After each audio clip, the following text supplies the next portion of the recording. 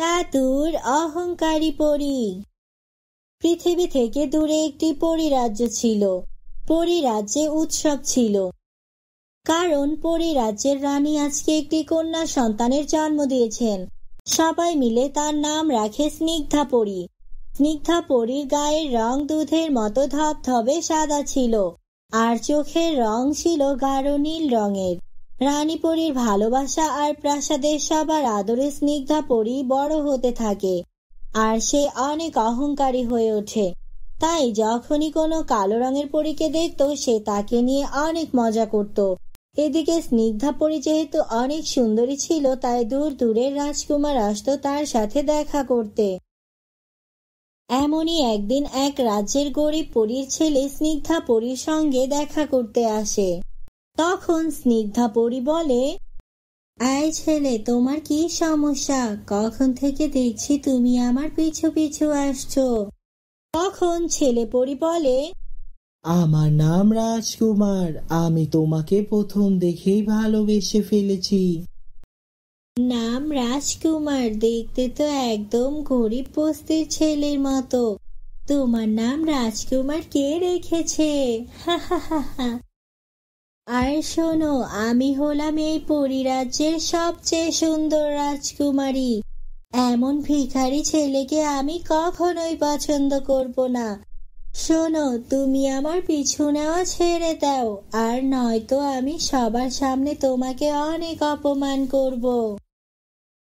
তখন ছেলে পরী বলল, আরে, তুমি তো অনেক অহংকারী পরী। আগে যদি জানতাম তাহলে আমি কখনো তোমার পিছু নিতাম না। এভাবে সময় কাটতে থাকে। স্নিগ্ধা পরীর বান্ধবী সিনথিয়া পরী প্রাসাদে আসে আর বলে, ওয়াও স্নিগ্ধা, তোমার চুলগুলো কত ঘন কালো আর লম্বাও হয়ে গেছে, আর তোমাকে দেখতে কত সুন্দর লাগছে। আমাকেও বলো তোমার রূপের রহস্য। তখন স্নিগ্ধা পরী বলল, হ্যাঁ, তা তো হবেই। আমি হচ্ছি এই রাজ্যের সবচেয়ে সুন্দর রাজকন্যা পরী। আমার মতো তুই কখনো হতে পারবি না। এভাবে স্নিগ্ধা পরী সিনথিয়া পরীর সাথে কথা বলে। তখন সিনথিয়া পরী বলে, এটা কি স্নিগ্ধা? কত বছর পরে আমি তোমার সাথে দেখা করতে আসলাম, আর তুমি এত অহংকারের সাথে কথা বলছো। আজকের পর আমি আর কখনো তোমার সাথে দেখা করতে আসবো না। তুমি থাকো তোমার সৌন্দর্য নিয়ে। তখন পরী মন খারাপ করে বাসায় চলে আসে। সে বাড়ি ফিরে এসেও স্নিগ্ধা পরীর অপমান করা কথা সে একদম ভুলতে পারছিল না। চোখ বন্ধ করলেই সে স্নিগ্ধা পরীর অপমান করা অহংকারী মুখ দেখতে পেত। অবশেষে শান্তি না পেয়ে পরী একটি তান্ত্রিকের কাছে যায়, আর সে তান্ত্রিককে সবকিছু খুলে বলে। তখন তান্ত্রিক বলে, চিন্তা করো না সিনথিয়া মা, ওই অহংকারী রাজকুমারীকে শিক্ষা দেওয়ার জন্য আমি অবশ্যই কিছু না কিছু করব।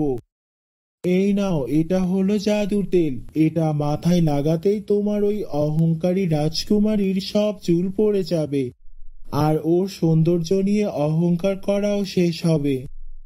তারপর চুপি চুপি সিনথিয়া পরী স্নিগ্ধা পরীর রুমে ঢুকে তার তেলের জায়গায় তান্ত্রিকের তেল রেখে দেয়।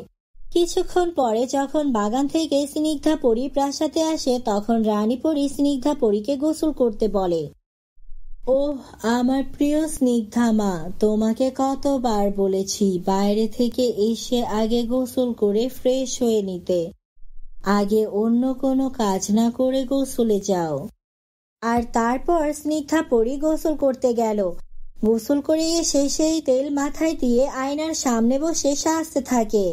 তারপর রাত হয়ে আসলে সে ঘুমিয়ে পড়ে, আর ঘুম থেকে উঠে স্নিগ্ধা পরী আয়নার সামনে যায়, আর দেখতে পায় তার মাথায় একটা চুলও নেই, একদম টাক হয়ে গেছে। তখন স্নিগ্ধা পরী জোরে জোরে কাঁদতে থাকে, আর কাঁদতে কাঁদতে তার মা রানী পরীকে বলে, হ্যাঁ হ্যাঁ হ্যাঁ হ্যাঁ মা, এ কি হলো আমার? তখন তার মা রানী পরী বললেন, আরে আমার প্রিয় মেয়ে, তোমার চুলের সাথে এসব কি করে হলো? এত সুন্দর চুল কি করে পড়ে গেল? তখন স্নিগ্ধা পরী বলল, মা, আমি কিচ্ছু জানি না। রাতে ঘুমিয়েছি আর সকালে উঠে দেখি আমার মাথার একটাও চুল নেই। পরিরাজ্যের সবাই আমাকে টাক মাথায় দেখলে সবাই আমাকে নিয়ে অনেক মজা করবে। এটা বলে স্নিগ্ধা পরী সেখান থেকে চলে যায় আর সে প্রাসাদ থেকে বের হওয়া বন্ধ করে দেয়। সে বিভিন্ন ধরনের ওষুধ ও তেল মাথায় লাগাতে থাকে, কিন্তু কিছুতেই কাজ হচ্ছিল না। একদিন স্নিগ্ধা পরী একটু বাইরে বের হয়, আর তখন অন্যান্য পরীরা স্নিগ্ধা পরীকে দেখে হাসতে শুরু করে আর অনেক মজা করতে থাকে। তখন সেখানে সিনথিয়া পরী আসে আর সবাইকে ধমকে তাড়িয়ে দেয়। তখন স্নিগ্ধা পরী বলে, আমাকে ক্ষমা করে দাও সিনথিয়া, তুমি অনেক ভালো। আমি তোমাকে কত খারাপ খারাপ কথা বলেছি, আর আজকে তুমি সবাই যখন আমাকে নিয়ে মজা করছিল তখন তুমি ওদেরকে ধমক দিয়ে তাড়িয়ে দিলে। আমি আমার ভুল বুঝতে পেরেছি। তখন সিনথিয়া পরী বলল, কোনো ব্যাপার না স্নিগ্ধা, কখনো কখনো আমরা অনেক আদর ও সৌন্দর্যের অহংকারের জন্য সঠিক সিদ্ধান্ত নিতে ভুলে যাই, আর আমি তোমাকে তোমার ভুল বোঝানোর জন্য এটা করেছি। তখন সিনথিয়া পরী স্নিগ্ধা পরীকে নিয়ে সেই তান্ত্রিকের কাছে যায় আর স্নিগ্ধা পরীর চুল ফেরত দিতে বলে। তখন তান্ত্রিক হাসতে হাসতে বলে, আমি আর ওর চুল ফেরত দিতে পারবো না, ও সারা জীবন টেকো হয়ে থাকুক। তখন সিনথিয়া পরী বলল, না না তান্ত্রিক বাবা, আমি স্নিগ্ধার মাথায় আগের মতোই চুল চাই। তখন তান্ত্রিক বলল, আই মেয়ে চুপ কর, আমি ওর চুল পূজোয় অর্পণ করব আর পৃথিবীর সবচেয়ে শক্তিশালী তান্ত্রিক হয়ে যাব। তখন রানী পরী সেখানে চলে আসে আর তার জাদু দিয়ে তান্ত্রিককে বেঁধে ফেলে।